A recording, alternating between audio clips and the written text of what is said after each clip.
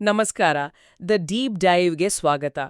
ಇವತ್ತು ನಮ್ಮ ಮುಂದೆ ಒಂದು ಆಮ್, ದೊಡ್ಡ ಬಹುಶಃ ತಲೆ ತಿರುಗುವಂತಹ ಒಗಟು ಇದೆ. ನಮ್ಮ ಕೈಲಿರುವ ಈ ಮೂಲಗಳು ಇದೆಯಲ್ಲ, ಇವು ಬರೀ ಲೇಖನಗಳು ಅಂತ ಹೇಳೋಕ್ಕಾಗಲ್ಲ. ಇವು ದೇವರು, ಸಮಯ, ನಮ್ಮ ಅಸ್ತಿತ್ವ, ಈ ಎಲ್ಲದರ ಬಗ್ಗೆನೂ ಬಹಳ ಆಳವಾಗಿ ಯೋಚನೆ ಮಾಡೋ ಹಾಗೆ ಮಾಡುತ್ತವೆ. ಈ ಒಗಟು ಏನು ಅಂದ್ರೆ, ಎಲ್ಲವನ್ನೂ ಸೃಷ್ಟಿಸಿದ, ಸಮಯ ಮತ್ತು ಸ್ಥಳಕ್ಕೆ ಮೀರಿದ ಆ ಅನಂತ ಶಕ್ತಿ, ಆ ದೇವರು ಯಾಕೆ ಈ ಪುಟ್ಟ ಜಗತ್ತಿನೊಳಗೆ ನಮ್ಮ ಹಾಗೆ ಕಾಲಕ್ಕೆ ಸಿಕ್ಕಿಹಾಕೊಂಡು ಬರಬೇಕು? ಇದೊಂದು ದೊಡ್ಡ ಪ್ರಶ್ನೆ ಅಲ್ವಾ? ಇವತ್ತಿನ ನಮ್ಮ ಚರ್ಚೆಯಲ್ಲಿ ಈ ಲೇಖನಗಳು ಆ ಒಗಟನ್ನು ಹೇಗೆ ಬಿಡಿಸುತ್ತವೆ ಅಂತ ನೋಡೋಣ. ಹೌದು, ಇದು ನಿಜವಾಗ್ಲೂ ಒಂದು ದೊಡ್ಡ ಒಗಟು. ಈ ಮೂಲಗಳಲ್ಲಿರುವ ಪರಿಕಲ್ಪನೆಗಳು ಮೊದಲ ಓದಿಗೆ ಸ್ವಲ್ಪ ಕಷ್ಟ ಅನ್ಸ್ಬೋದು. ಖಂಡಿತ. ಯಾಕಂದ್ರೆ ನಮ್ಮ ದಿನನಿತ್ಯದ ಅನುಭವಕ್ಕೆ ನಿಲುಕದ ವಿಷಯಗಳ ಬಗ್ಗೆ ಇವು ಮಾತಾಡ್ತವೆ.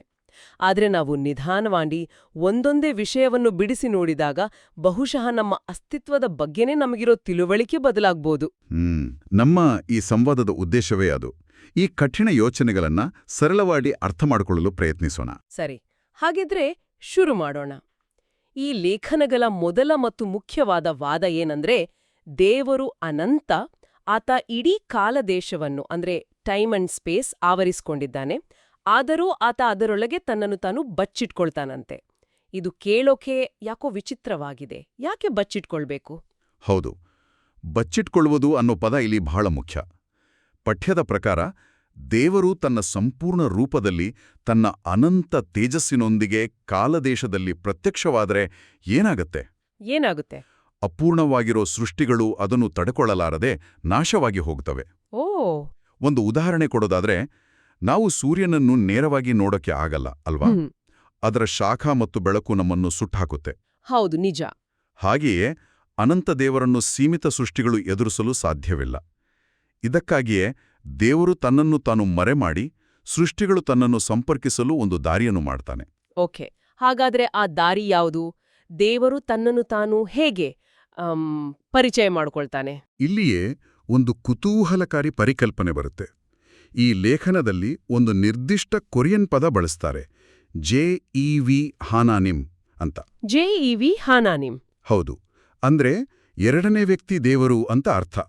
ಕ್ರಿಶ್ಚಿಯನ್ ದೇವತಾಶಾಸ್ತ್ರದಲ್ಲಿ ಪವಿತ್ರ ತ್ರಿಮೂರ್ತಿಗಳ ಪರಿಕಲ್ಪನೆ ಇದೆಯಲ್ಲ, ತಂದೆ, ಮಗ ಮತ್ತು ಪವಿತ್ರಾತ್ಮ. ಕರೆಕ್ಟ್. ಇಲ್ಲಿ ಎರಡನೇ ವ್ಯಕ್ತಿ ದೇವರು ಎಂದರೆ ಮಗ, ಅಂದ್ರೆ ಯೇಸು. ಈ ಲೇಖನ ಹೇಳುವುದೇನೆಂದ್ರೆ, ಆ ಎರಡನೇ ವ್ಯಕ್ತಿ ದೇವರು ತನ್ನ ದೈವಿಕತೆಯನ್ನು ಬರಿದು ಮಾಡಿಕೊಂಡು ತಾನೇ ಒಂದು ಸೃಷ್ಟಿಯಾಗಿ ನಮ್ಮಂತೆ ಕಾಲದೇಶದೊಳಗೆ ಹುಟ್ಟುತ್ತಾನೆ. ಒಂದು ನಿಮಿಷ, ಅಂದ್ರೆ ದೇವರು ನಮ್ಮನ್ನು ತನ್ನ ಶಕ್ತಿಯಿಂದ ನಾಶ ಮಾಡಬಾರ್ದು ಅಂತ ತಾನೇ ನಮ್ಮ ಹಾಗೆ ಒಂದು ಸೀಮಿತ ಜೀವಿಯಾಗ್ತಾನೆ ಅಂತಾನಾ? ಇದು ಬಹಳ ವಿಚಿತ್ರವಾದ ಯೋಚನೆ. ಯಾಕೆಷ್ಟೆಲ್ಲ ಕಷ್ಟಪಡಬೇಕು? ಹೊರ್ಗಿನಿಂದಲೇ ಎಲ್ಲವನ್ನೂ ಸರಿ ಮಾಡಬಹುದಿತ್ತಲ್ವೇ? ಅದ್ಭುತವಾದ ಪ್ರಶ್ನೆ. ಯಾಕಂದ್ರೆ ಈ ಲೇಖನಗಳ ಪ್ರಕಾರ ದೇವರಿಗೆ ಸೃಷ್ಟಿಗಳ ಸ್ವತಂತ್ರ ಇಚ್ಛೆ ಅಂದ್ರೆ ಫ್ರೀವಿಲ್ ಬಹಳ ಮುಖ್ಯ. ಓಕೆ. ಸೃಷ್ಟಿಗಳಿಗೆ ಅಪೂರ್ಣವಾದ ಸ್ವತಂತ್ರ ಇಚ್ಛೆ ಇರೋದ್ರಿಂದ ಅವು ಪಾಪ ಮಾಡುವ ಸಾಧ್ಯತೆ ಇರ್ತದೆ. ದೇವರು ಹೊರಗಿನಿಂದ ಬಲವಂತವಾಗಿ ಅದನ್ನ ಸರಿಪಡಿಸಿದ್ರೆ ಅದು ಸ್ವತಂತ್ರ ಇಚ್ಛೆಗೆ ಬೆಲೆ ಕೊಟ್ಟ ಹಾಗೆ ಆಗಲ್ಲ. ಬದಲಿಗೆ ಆತನೇ ವ್ಯವಸ್ಥೆಯ ಒಳಗೆ ಬಂದು ಒಂದು ಸೃಷ್ಟಿಯಾಗಿ ಪಾಪದ ಪರಿಣಾಮಗಳನ್ನು ತಾನೇ ಅನುಭವಿಸಿ ಆ ಮೂಲಕ ಸೃಷ್ಟಿಗಳಿಗೆ ಪಾಪದ ಸಾಧ್ಯತೆಯಿಂದಲೇ ಹೊರಬರುವ ದಾರಿಯನ್ನು ತೋರಿಸ್ತಾನೆ. ಇದು ಪ್ರೀತಿ ಮತ್ತು ಗೌರವದ ಕ್ರಿಯೆ, ಬಲವಂತದ್ದಲ್ಲ. ಓ, ಈಗ ಸ್ವಲ್ಪ ಸ್ಪಷ್ಟವಾಗ್ತಿದೆ. ಅಂದ್ರೆ ದೇವರು ಸೃಷ್ಟಿಗಳಲ್ಲಿ ಚೊಚ್ಚಲ ಮಗನಾಗಿ ಬಂದು ಉಳಿದ ಸೃಷ್ಟಿಗಳಿಗೆ ದೇವರ ಮಕ್ಕಳಾಗುವ ದಾರಿ ಮಾಡಿಕೊಡ್ತಾನೆ. ನಿಖರವಾಗಿ. ಇದರ ಅಂತಿಮ ಗುರಿ ಪಾಪ ಮಾಡುವ ಸಾಧ್ಯತೆಯನ್ನೇ ಇಲ್ಲವಾಗಿಸಿ ಕಾಲದೇಶವನ್ನ ಪರಿಪೂರ್ಣಗೊಳಿಸೋದು. ಕೊನೆಗೆ ಮೊದಲನೇ ವ್ಯಕ್ತಿ ದೇವರು ಅಂದ್ರೆ ತಂದೆ ಎಲ್ಲದರಲ್ಲೂ ಎಲ್ಲವೂ ಆಗತಾನೆ ಅಂತ ಪಠ್ಯ ಹೇಳುತ್ತೆ. ವಾವ್! ಅಂದ್ರೆ ಇದೊಂದು ರೀತಿ ಒಳಗಿನಿಂದಲೇ ನಡೆಯುವ ಕ್ರಾಂತಿ ಇದ್ದಾಗೆನಾ? ಖಂಡಿತ, ಅದ್ಭುತವಾಗಿ ಹೇಳಿದ್ರಿ. ಹೊರಗಿನಿಂದ ಹೇರಿದ ನಿಯಮ ಅಲ್ಲ, ಒಳಗಿನಿಂದ ಆದ ಪರಿವರ್ತನೆ. ಇದು ಈ ದೇವತಾಶಾಸ್ತ್ರದ ತಿರುಳು. ಸರಿ, ದೇವರು ಸೃಷ್ಟಿಯಾಗಿ ಬಂದ ಅನ್ನೋದು ಒಗಟಿನ ಒಂದು ಭಾಗ. ಆದ್ರೆ ನಮ್ಮಂಥ ಸಣ್ಣ ಜೀವಿಗಳಿಗೆ, ನಮ್ಮ ಪುಟ್ಟ ತಲೆಗೆ ಆ ಅನಂತ ದೇವರನ್ನು, ಆತನ ಯೋಚನೆಗಳನ್ನು ಪೂರ್ತಿಯಾಗಿ ಅರ್ಥ ಮಾಡಿಕೊಳ್ಳಲು ಸಾಧ್ಯವೇ? ಈ ಲೇಖನದಲ್ಲಿ ಇದರ ಬಗ್ಗೆ ಒಂದು ಇಂಟ್ರೆಸ್ಟಿಂಗ್ ಪಾಯಿಂಟ್ ಇದೆ. ಹೌದು, ಖಂಡಿತ ಸಾಧ್ಯವಿಲ್ಲ ಅಂತ ಈ ಲೇಖನಗಳು ಸ್ಪಷ್ಟವಾಗಿ ಹೇಳುತ್ತವೆ. ನಮ್ಮ ಗ್ರಹಿಕೆಗೆ ಒಂದು ಗಡಿ ಇದೆ. ಪಠ್ಯದಲ್ಲಿ ಸರಳ ಉದಾಹರಣೆಗಳನ್ನೇ ಕೊಡ್ತಾರೆ. ನಾವು ಸೂರ್ಯನನ್ನೇ ನೇರವಾಗಿ ನೋಡಲು ಸಾಧ್ಯವಿಲ್ಲ. ನಮ್ಮ ತಲೆ ಮೇಲಿರೋ ಕೂದಲು ಎಷ್ಟು ಅಂತಲೇ ನಮಗೆ ಕೌಂಟ್ ಮಾಡೋಕ್ಕಾಗಲ್ಲ. ಹೌದು ಹೌದು. ಇನ್ನು ಇಡೀ ಬ್ರಹ್ಮಾಂಡವನ್ನು ಸೃಷ್ಟಿ ಮಾಡಿದ ದೇವರನ್ನ ಹೇಗೆ ಅರ್ಥ ಮಾಡ್ಕೋತೀವಿ ಅಂತ. ನಮ್ಮ ಸೀಮಿತ ಬುದ್ಧಿಶಕ್ತಿಗೆ ದೇವರ ಅನಂತ ಮತ್ತು ಶಾಶ್ವತ ಅಸ್ತಿತ್ವ ಅಂದ್ರೆ ಯೊಂಗ್ಮಾನ್ ಮುಹಾನ್ ಅಂತಾರಲ್ಲ, ಅದು ಅರ್ಥವಾಗುವುದೇ ಇಲ್ಲ. ಈ ಶಾಶ್ವತ ಅನ್ನೋ ಪದವನ್ನೇ ನಾವು ತಪ್ಪಾಗಿ ಅರ್ಥ ಮಾಡ್ಕೊಂಡಿರ್ತೇವಲ್ವಾ? ನಮಗೆ ಶಾಶ್ವತ ಅಂದ್ರೆ ಸಮಯ ಯಾವತ್ತೂ ಮುಗಿಯಲ್ಲ, ಮುಂದಕ್ಕೆ ಹೋಗ್ತಾನೇ ಇರುತ್ತೆ ಅನ್ನೋದು ಅಷ್ಟೇ. ನಿಖರವಾಗಿ ನಾವು ಸಮಯದ ನದಿಯಲ್ಲಿ ತೇಲುಕೊಂಡು ಹೋಗುವರ ಹಾಗೆ. ನಮಗೆ ವರ್ತಮಾನ ಮಾತ್ರ ವಾಸ್ತವ. ಭೂತಕಾಲ ಮುಗಿದು ಹೋಗಿದೆ, ಭವಿಷ್ಯ ಇನ್ನೂ ಬಂದಿಲ್ಲ. ನಾವು ಎರಡರಲ್ಲೂ ಇರಲು ಸಾಧ್ಯವಿಲ್ಲ. ಆದ್ರೆ ದೇವರಿಗೆ ಹಾಗಲ್ಲ. ಆತನಿಗೆ ಭೂತ, ವರ್ತಮಾನ, ಭವಿಷ್ಯ ಎಲ್ಲವೂ ಒಂದೇ ಕ್ಷಣದಲ್ಲಿ ಈಗ ಎಂಬಂತೆ ಇವೆ. ಆತ ಸಮಯದ ಹೊರಗೆ ನಿಂತು ಇಡೀ ಸಮಯದ ನದಿಯನ್ನೂ ಅದರ ಆರಂಭದಿಂದ ಅಂತ್ಯದವರೆಗೆ ಒಂದೇ ನೋಟದಲ್ಲಿ ನೋಡಬಲ್ಲ. ಆತ ಎಲ್ಲ ಕ್ಷಣಗಳನ್ನು ಏಕಕಾಲದಲ್ಲಿ ಉಳಿಸಿಕೊಳ್ಳುತ್ತಾನೆ. ಒಂದು ನಿಮಿಷ. ನಿಮ್ಮ ಈ ಮಾತು ಕೇಳಿ ನನ್ನ ತಲೆಯಲ್ಲಿ ಒಂದು ಭಯಾನಕವಾದ ಪ್ರಶ್ನೆ ಮೂಡುತ್ತಿದೆ. ಪಠ್ಯದಲ್ಲೂ ಇದೇ ಪ್ರಶ್ನೆ ಕೇಳ್ತಾರೆ. ದೇವರಿಗೆ ಎಲ್ಲಾ ಸಮಯವೂ ಈಗ ಆಗಿದ್ದರೆ, ಹಾಗಾದರೆ ಸುಮಾರು 2000 ವರ್ಷಗಳ ಹಿಂದೆ ನಡೆದ ಆ ಶಿಲುಬೆಯ ಘಟನೆ, ಆ ನೋವು, ಆ ಯಾತನೆ, ಅದೆಲ್ಲವೂ ದೇವರಿಗೆ ಈಗಲೂ ಈ ಕ್ಷಣದಲ್ಲೂ ಪ್ರತಿ ಕ್ಷಣವೂ ನಡೆಯುತ್ತಿರುವ ಘಟನೆಯೇ? ಆ ನೋವು ಆತನಿಗೆ ಶಾಶ್ವತವೇ? ಇದು ನಮ್ಮ ಗ್ರಹಿಕೆಯ ಗಡಿಯನ್ನು ಮುಟ್ಟುವ ಪ್ರಶ್ನೆ. ಈ ಲೇಖನಗಳು ಇದಕ್ಕೆ ನೇರ ಉತ್ತರ ಕೊಡುವುದಿಲ್ಲ. ಯಾಕೆಂದ್ರೆ ನಮಗೆ ಗೊತ್ತಿಲ್ಲ ಎಂದೇ ಪ್ರಾಮಾಣಿಕ ಉತ್ತರ. ಪಠ್ಯ ಹೇಳುವುದೇನೆಂದರೆ, ನಾವು ನಮ್ಮ ಜೀವನದಲ್ಲಿ ಪ್ರೀತಿಪಾತ್ರರನ್ನು ಕಳೆದುಕೊಂಡಾಗ ಆಗುವ ನೋವನ್ನು ಮಾತ್ರ ಊಹಿಸಬಹುದು. ಆದರೆ ದೇವರ ದೃಷ್ಟಿಯಲ್ಲಿ ತನ್ನದೇ ಒಂದು ಭಾಗವಾದ ಮಗನಿಂದ ಬೇರ್ಪಡುವಿಕೆಯ ಆ ನೋವಿನ ಅರ್ಥವೇನು ಎಂಬುದನ್ನು ನಾವು ಊಹಿಸಲು ಸಾಧ್ಯವಿಲ್ಲ. ನಿಜ. ಆ ನೋವು ಕ್ಷಣಿಕವೋ ಅಥವಾ ನಾವು ಗ್ರಹಿಸಲಾಗದ ರೀತಿಯಲ್ಲಿ ಶಾಶ್ವತವೋ ಎಂಬುದು ಒಂದು ದೈವಿಕ ರಹಸ್ಯ. ಈ ಪ್ರಶ್ನೆಯೇ ದೇವರು ಯಾರು ಮತ್ತು ನಾವು ಯಾರು ಎಂಬುದರ ನಡುವಿನ ಅಂತರವನ್ನು ತೋರಿಸುತ್ತದೆ. ಇದು ನಿಜವಾಗಿಯೂ ನಮ್ಮ ಯೋಚನಾ ಶಕ್ತಿಯನ್ನು ಮೀರಿ ಹೋಗುವ ವಿಷಯ. ನಮ್ಮ ಸಮಯ ಮತ್ತು ವಾಸ್ತವದ ಕಲ್ಪನೆಯನ್ನೇ ಇದು ಅಲುಗಾಡಿಸುತ್ತೆ. ಈ ಲೇಖನಗಳು ನಮ್ಮ ವಾಸ್ತವದ ಕಲ್ಪನೆಯನ್ನು ಇನ್ನೂ ಒಂದು ಹೆಜ್ಜೆ ಮುಂದೆ ತೆಗೆದುಕೊಂಡು ಹೋಗ್ತವೆ ಅಲ್ವಾ? ನಮ್ಮ ಪಾಲಿಗೆ ಒಂದು ವಿಷಯ, ಒಂದು ನಿಜ ಇರುತ್ತೆ, ಇಲ್ಲ ಕನಸಿರುತ್ತೆ. ಆದ್ರೆ ದೇವರಿಗೆ ನಮ್ಮ ಈ ಕಾಲದೇಶ ಹೇಗಿರ್ಬೋದು? ಹೌದು, ಪಠ್ಯದಲ್ಲಿ ಒಂದು ಅದ್ಭುತವಾದ ಮಾತು ಬರುತ್ತದೆ. ದೇವರಿಗೆ ನಮ್ಮ ಈ ಇಡೀ ಕಾಲದೇಶವು ಏನೂ ಇಲ್ಲದ ಹಾಗಿರಬಹುದು. ಏನೂ ಇಲ್ಲದ ಹಾಗೆ. ಇದರ ಅರ್ಥ ಇದು ನಮಗೆ ಸುಳ್ಳು ಅಂತಲ್ಲ. ನಮ್ಮ ಪಾರಿಗೆ ಇದು 100% ವಾಸ್ತವ. ನಮ್ಮ ನೋವು, ಸಂತೋಷ, ಪ್ರೀತಿ ಎಲ್ಲವೂ ನಿಜ. ಆದರೆ ದೇವರ ಅನಂತ ವಾಸ್ತವತೆಗೆ ಹೋಲಿಸಿದರೆ ಇದು ಒಂದು ಬೇರೆ ಆಯಾಮದಲ್ಲಿರಬಹುದು. ಇದನ್ ಅರ್ಥ ಮಾಡ್ಕೊಳ್ಳೋಕೆ ಹೇಗೆ ಸಾಧ್ಯ? ಪಠ್ಯ ಒಂದು ಸುಂದರವಾದ ಸಿನಿಮಾ ರೂಪಕವನ್ನು ಬಳಸ್ತದೆ. ಹೀಗೆ ಯೋಚಿಸಿ. ಓಕೆ. ದೇವರು ಒಬ್ಬ ಸಿನಿಮಾ ನಿರ್ದೇಶಕನಿದ್ದಂತೆ. ಆತ ಇಡೀ ಸಿನಿಮಾವನ್ನು ಅಂದ್ರೆ ಕಾಲ, ದೇಶವನ್ನು ಸೃಷ್ಟಿಸಿದ್ದಾನೆ. ಆತನಿಗೆ ಸಿನಿಮಾದ ಆರಂಭ, ಮಧ್ಯ, ಅಂತ್ಯ ಎಲ್ಲವೂ ಗೊತ್ತು. ಆತ ಇಡೀ ಫಿಲ್ಮ್ ರೋಲನ್ನು ಒಂದೇ ಬಾರಿಗೆ ನೋಡಬಲ್ಲ.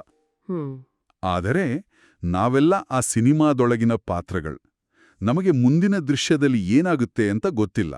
ನಾವು ಪ್ರತಿ ಕ್ಷಣವನ್ನು ನಿಜವೆಂದು ಭಾವಿಸಿ ಬದುಕ್ತೇವೆ, ನಮ್ಮ ಆಯ್ಕೆಗಳನ್ನು ಮಾಡ್ತೇವೆ. ಅಂದ್ರೆ ನಮ್ಮ ಪಾಲಿಗೆ ಇದು ವಾಸ್ತವ. ಎಕ್ಸಾಕ್ಟ್ಲಿ.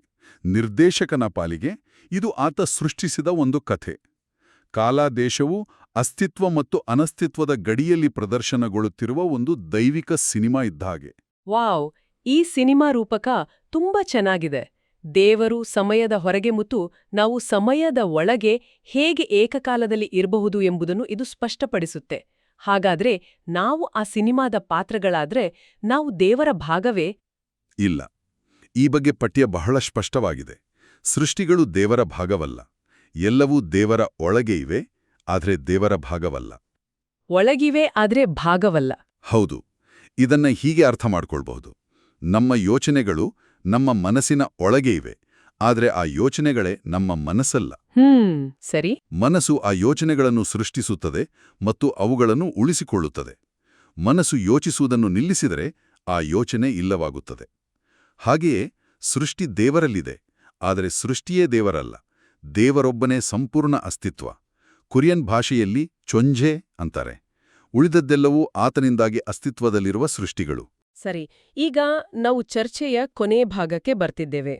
ಒಂದು ವೇಳೆ ಈ ಲೇಖನಗಳು ಹೇಳುವಂತೆ ಪಾಪ ಮತ್ತು ಮರಣವೆಲ್ಲವೂ ನಾಶವಾಗಿ ನಮ್ಮ ಸ್ವತಂತ್ರ ಇಚ್ಛೆಯು ಪರಿಪೂರ್ಣಗೊಂಡ್ರೂ ಸೃಷ್ಟಿಗಳು ಕಾಲದೇಶದ ಗಡಿಯನ್ನು ದಾಟಲು ಸಾಧ್ಯವಿಲ್ಲ ಅಂತ ಪಠ್ಯ ವಾದಿಸುತ್ತೆ. ಹಾಗಾದ್ರೆ ಆ ಪರಿಪೂರ್ಣಗೊಂಡ ಸ್ಥಿತಿ ಅಂದ್ರೇನು? ಎಲ್ಲರೂ ದೇವರ ಹಾಗಾಗ್ಬಿಡ್ತಾರಾ? ಇಲ್ಲ, ಖಂಡಿತ ಇಲ್ಲ. ಪರಿಪೂರ್ಣತೆ ಎಂದ್ರೆ ದೇವರಂತೆ ಆಗೋದಲ್ಲ. ಹಾಗಾದ್ರೆ ಸೃಷ್ಟಿಯೇ ದೇವರಾದಂತೆ ಆಗುತ್ತೆ. ಅದನ್ನ ಈ ಲೇಖನಗಳು ನಿರಾಕರಿಸುತ್ತವೆ. ಬದಲಿಗೆ ಪರಿಪೂರ್ಣತೆ ಎಂದ್ರೆ ಸಮಯದ ಅನಂತ ವಿಸ್ತರಣೆಯಲ್ಲಿ ನಿರಂತರವಾಗಿ ಬೆಳೆಯುತ್ತಾ ಹೋಗುವುದು. ನಿಲ್ಲಿ, ಇದು ನಾವಂದುಕೊಂಡಿದ್ದಕ್ಕಿಂತ ಪೂರ್ತಿ ಬೇರೆ. ಸಾಮಾನ್ಯವಾಗಿ ಸ್ವರ್ಗ ಅಥವಾ ಮೋಕ್ಷ ಅಂದ್ರೆ ಎಲ್ಲ ಮುಗೀತು, ಅಲ್ಲಿಗೆ ಹೋಗಿ ಆರಾಮಾಗಿರುವ ಒಂದು ಅಂತಿಮ ಸ್ಥಿತಿ ಅಂತ ಅಂದ್ಕೊಳ್ತೀವಿ. ಆದ್ರೆ ಈ ಲೇಖನ ಹೇಳೋದು ಪೂರ್ತಿ ಉಲ್ಟಾ. ಪರಿಪೂರ್ಣತೆ ಅಂದ್ರೆ ಕೊನೆಯಿಲ್ಲದ ಪಯಣ, ನಿರಂತರ ಕಲಿಕೆ, ನಿರಂತರ ಬೆಳವಣಿಗೆ ಅಂತನಾ? ಹೌದು, ನಿಖರವಾಗಿ. ಇದು ಒಂದು ಸ್ಥಿರವಾದ ಸ್ಥಿತಿಯಲ್ಲ, ಬದಲಿಗೆ ನಿರಂತರವಾದ ಕ್ರಿಯಾಶೀಲ ಪ್ರಕ್ರಿಯೆ. ಸೃಷ್ಟಿಗಳು ನಿರಂತರವಾಗಿ ಕಲಿಯುತ್ತಾ, ಪ್ರಬುದ್ಧವಾಗುತ್ತಾ ಮತ್ತು ಕಾಲದ ಹರಿವಿನೊಂದಿಗೆ ಇನ್ನಷ್ಟು ಸುಂದರವಾಗಿ ಬದಲಾಗುತ್ತಾ ಹೋಗುತ್ತವೆ. ಅಂದ್ರೆ ಪಠ್ಯ ಹೇಳುವಂತೆ ಪರಿಪೂರ್ಣಗೊಂಡ ಸ್ವತಂತ್ರ ಇಚ್ಛೆಯುಳ್ಳ ಸೃಷ್ಟಿಗೂ ತಿಳಿಯಬೇಕಾದ, ಕಲಿಯಬೇಕಾದ, ಅನ್ವೇಷಿಸಬೇಕಾದ ವಿಷಯಗಳು ಇದ್ದೇ ಇರ್ತವೆ. ಸೃಷ್ಟಿಕರ್ತ ಮತ್ತು ಸೃಷ್ಟಿಯ ನಡುವಿನ ಆ ಸುಂದರವಾದ ಗಡಿ ಯಾವಾಗಲೂ ಇರ್ತದೆ. ಆ ಗಡಿಯೇ ನಮ್ಮ ಅಸ್ತಿತ್ವದ ಖುಷಿ. ವಾವ್! ಅಂದ್ರೆ ಸ್ವರ್ಗ ಅನ್ನೋದು ಒಂದು ವಿಶ್ವವಿದ್ಯಾಲಯದ ಹಾಗೆ, ಅಲ್ಲಿ ಕಲಿಕೆಗೆ ಅಂತ್ಯವೇ ಇಲ್ಲ. ಇದು ನಮ್ಮ ಯೋಚನೆ ಮಾಡೋ ರೀತಿನೇ ಬದಲಾಯಿಸುತ್ತಲ್ವಾ? ನಮ್ಮ ಅಸ್ತಿತ್ವವೇ ದೇವ್ರು ನಮ್ಮನ್ನು ಪ್ರತಿ ಕ್ಷಣವೂ ಉಳಿಸ್ಕೊಳ್ಳೋದ್ರ ಮೇಲೆ ನಿಂತಿದೆ ಅನ್ನೋ ಅರಿವು ಆ ಸ್ಥಿತಿಯಲ್ಲಿರುತ್ತೆ. ಹೌದು, ನಾವು ದೇವರಲ್ಲ ಮತ್ತು ದೇವರಾಗಲು ಸಾಧ್ಯವಿಲ್ಲ ಎಂಬ ಸತ್ಯವನ್ನು ಅರಿತು ಆತನ ಸೃಷ್ಟಿಯಲ್ಲಿ ಆನಂದಿಸುವುದೇ ಪರಿಪೂರ್ಣತೆ. ನಮ್ಮ ಅಸ್ತಿತ್ವವು ದೇವರು ನಮ್ಮನ್ನು ನೆನಪಿಸಿಕೊಳ್ಳುವುದರ ಮೇಲೆ ಅವಲಂಬಿತವಾಗಿದೆ. ಆತನು ನಮ್ಮನ್ನು ಉಳಿಸಿಕೊಳ್ಳುವುದನ್ನು ನಿಲ್ಲಿಸಿದರೆ ನಾವು ಮತ್ತೆ ಅನಸ್ತಿತ್ವಕ್ಕೆ, ಅಂದರೆ ಏನೂ ಇಲ್ಲದಿರುವಿಕೆಗೆ ಮರಳುತ್ತೇವೆ. ಆ ಗಡಿರೇಖೆ ಶಾಶ್ವತ. ಹಾಗಾದ್ರೆ ಇವತ್ತಿನ ಈ ಇಡೀ ಚರ್ಚೆಯನ್ನು ಒಟ್ಟುಗೂಡಿಸುವುದಾದರೆ, ದೇವರು ನಮ್ಮ ಕಾಲದೇಶವನ್ನು ಉಳಿಸಲು ಅದರೊಳಗೆ ಒಂದು ಸೃಷ್ಟಿಯಾಗಿ ಬಂದದ್ದು, ನಮ್ಮ ಸೀಮಿತ ಗ್ರಹಿಕೆಯ ಮಿತಿಗಳು ಮತ್ತು ನಮ್ಮ ಇಡೀ ವಾಸ್ತವವೇ ದೇವರ ದೃಷ್ಟಿಯಲ್ಲಿ ಒಂದು ದೈವಿಕ ಸಿನಿಮಾ ಅಥವಾ ಕನಸಿನಂತೆ ಇರಬಹುದು ಎಂಬ ಬೆರಗುಗೊಳಿಸುವ ಆಲೋಚನೆಗಳನ್ನು ನಾವು ನೋಡಿದ್ದೇವೆ. ಹೌದು, ಇಲ್ಲಿನ ಪ್ರಮುಖ ಪಾಠವೆಂದರೆ ದೇವರ ಶಾಶ್ವತ ಅನಂತ ವಾಸ್ತವತೆ ಮತ್ತು ನಮ್ಮ ಸೀಮಿತ ಕಾಲಕ್ಕೆ ಬದ್ಧವಾದ ಅಸ್ತಿತ್ವದ ನಡುವಿನ ಅಗಾಧವಾದ ಅಂತರ. ಆದರೆ ಈ ಅಂತರವೇ ದೇವರು ನಮ್ಮ ಸೀಮಿತ ವಾಸ್ತವದೊಳಗೆ ಪ್ರವೇಶಿಸಿದ ಆ ದೈವಿಕ ಕ್ರಿಯೆ, ಅಂದರೆ ಅವತಾರ ಮತ್ತು ಶಿಲುಬೆಯ ಮಹತ್ವವನ್ನು 1000 ಪಟ್ಟು ಹೆಚ್ಚಿಸುತ್ತದೆ. ಎಲ್ಲಾ ಸಮಯವೂ ಈಗ ಆಗಿರುವ ದೇವರಿಗೆ ಆ ಶಿಲುಬೆಯ ಮೇಲಿನ ತ್ಯಾಗವು ನಾವು ಊಹಿಸುವುದಕ್ಕಿಂತಲೂ ಆಳವಾದ ಮತ್ತು ಶಾಶ್ವತವಾದ ಅರ್ಥವನ್ನು ಹೊಂದಿದೆ. ಅಂತಿಮವಾಗಿ ಈ ಚರ್ಚೆ ನನ್ನ ಮನಸ್ಸಲ್ಲಿ ಒಂದು ದೊಡ್ಡ ಪ್ರಶ್ನೆಯನ್ನು ಬಿಟ್ಟು ಹೋಗಿದೆ. ಈ ಲೇಖನಗಳು ನಮ್ಮ ವಾಸ್ತವ ಮತ್ತು ಕನಸು ಅನ್ನೋ ಪದಗಳ ಅರ್ಥವನ್ನೇ ಪ್ರಶ್ನಿಸುತ್ತವೆ. ದೇವರು ನಮಗೆ ಈ ಜಗತ್ತನ್ನು ಅರ್ಥಮಾಡಿಕೊಳ್ಳಲು ಈ 2 ಪರಿಕಲ್ಪನೆಗಳನ್ನು ಕೊಟ್ಟಿದ್ದಾನೆ. ಆದರೆ ಆತನ ಸ್ವಂತ ವಾಸ್ತವತೆಯು ಇವೆರಡನ್ನೂ ಮೀರಿದ್ದಾಗಿರಬಹುದು. ಹಾಗಾದರೆ ನಮ್ಮ ಗ್ರಹಿಕೆಯ ಚೌಕಟ್ಟಿನ ಹೊರಗೆ ವಾಸ್ತವ ಮತ್ತು ಕನಸು ಎಂಬ ವಿಭಜನೆಯೇ ಇಲ್ಲದ ಬೇರೆ ಯಾವ ರೀತಿಯ ವಾಸ್ತವತೆ ಅಸ್ತಿತ್ವದಲ್ಲಿರಬಹುದು? ಬಹುಶಃ ಆ ವಾಸ್ತವತೆಯನ್ನು ವಿವರಿಸುವ ಪದಗಳೇ ನಮ್ಮ ಭಾಷೆಯಲ್ಲಿ ಇಲ್ವೇನೋ? ಆ ಬಗ್ಗೆ ಯೋಚಿಸುತ್ತಾ ಈ ಚರ್ಚೆಯನ್ನು ಮುಗಿಸೋಣ.